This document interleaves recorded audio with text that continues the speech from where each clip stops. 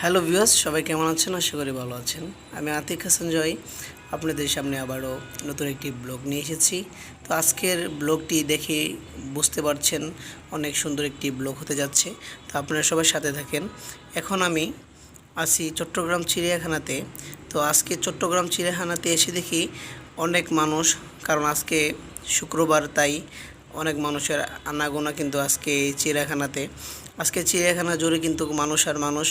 এখানে কিন্তু নারী এবং পুরুষের আনাগোনাই বেশি। ছেলেরা কমই আসে, কারণ ছেলেরা আরও অন্য এই জায়গাটার মধ্যে কিন্তু আরও অনেক জায়গা আছে ঘোরার মতন, অনেক সুন্দর সুন্দর জায়গা আছে। পাহাড়ে আছে, পাহাড়ের উপরে একটু পরে আমরা উঠবো, দেখবেন অনেক সুন্দরভাবে কিন্তু পাহাড়টা করা হয়েছে। পাহাড়ের উপর দিয়ে কিন্তু অনেক সুন্দরভাবে রাস্তা করা হয়েছে।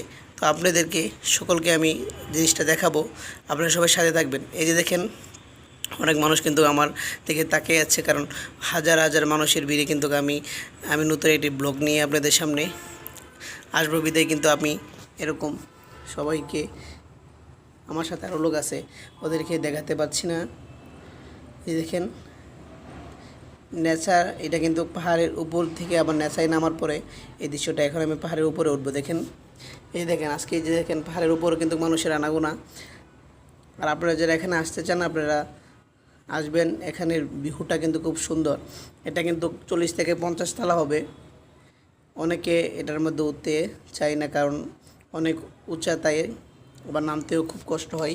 তার কারণে কিন্তু এখানে কেউ আসতে চায় না, সবাই বাঘ ভাল্লুক দেখে। তো আপনারা সবাই সাথে থাকবেন, আপনাদেরকে আমি বাঘ ভাল্লুকও দেখাবো।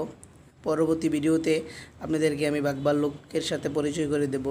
এখানে নেট না থাকার কারণে কিন্তু আমি আপনাদেরকে সব ভিডিও দিতে পারছি না।